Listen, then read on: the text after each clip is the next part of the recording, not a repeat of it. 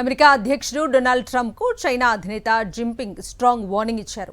Taiwan విషయంలో గీత దాటకండి, అది జరిగితే రెండు దేశాల మధ్య యుద్ధం తప్పదు అంటూ బీజింగ్ వేదికగా జిన్పింగ్ చేసిన వ్యాఖ్యలు ఇప్పుడు ప్రపంచవ్యాప్తంగా ప్రకంపనలు సృష్టిస్తున్నాయి.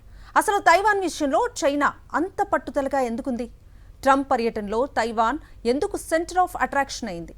సాక్షి స్పెషల్ రిపోర్ట్. తైవాన్ చైనా దృష్టిలో ఇది కేవలం ఒక ద్వీపం కాదు, అది వారి దేశ సార్వభౌమాధికారానికి సంబంధించిన రెడ్ లైన్. బీజింగ్లో ట్రంప్తో భేటీ అయిన తొలి రోజే జిన్పింగ్ తన ఉద్దేశాన్ని చాలా స్పష్టంగా చెప్పారు. తైవాన్ అంశాన్ని తప్పుగా హ్యాండిల్ చేస్తే అది రెండు దేశాల మధ్య నేరుగా సైనిక ఘర్షణకు దారితీస్తుందని హెచ్చరించారు.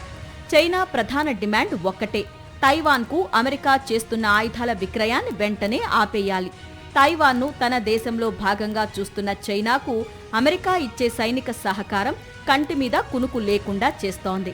అందుకే ఈ శిఖరాగ్ర సమావేశంలో తైవాన్ అంశాన్ని జిన్పింగ్ అత్యంత ప్రాధాన్యత కలిగిన డేంజర్ సిగ్నల్ గా ట్రంప్ ముందు ఉంచారు. మనం భాగస్వామ్యులుగా ఉండాలి, ప్రత్యర్థులుగా కాదని పైకి చెబుతున్నా తైవాన్ విషయంలో మాత్రం రాజీ పడే ప్రసక్తే లేదని చైనా సంకేతాలిచ్చింది. ఒకవేళ అమెరికా తైవాన్ విషయంలో వెనక్కు తగ్గకపోతే అటు వాణిజ్యంపై ఇటు ఇరాన్ సహకారంపై చైనా తన మొండి వైఖరిని కొనసాగించే అవకాశం ఉంది. మరోవైపు తైవాన్ విషయంలో అమెరికాను లొంగదీసుకోవడానికి చైనా తన ఆర్థిక ప్రాభవాన్ని ఒక ఆయుధంగా వాడుకుంటోంది. ముఖ్యంగా మూతపడిన హర్ముజ్ జలసంధిని తిరిగి తెరిపించటంలో సాయం చెయ్యాలంటే తైవాన్ విషయంలో అమెరికా మెడలు వంచాలనేది బీజింగ్ వ్యూహంగా కనిపిస్తోంది.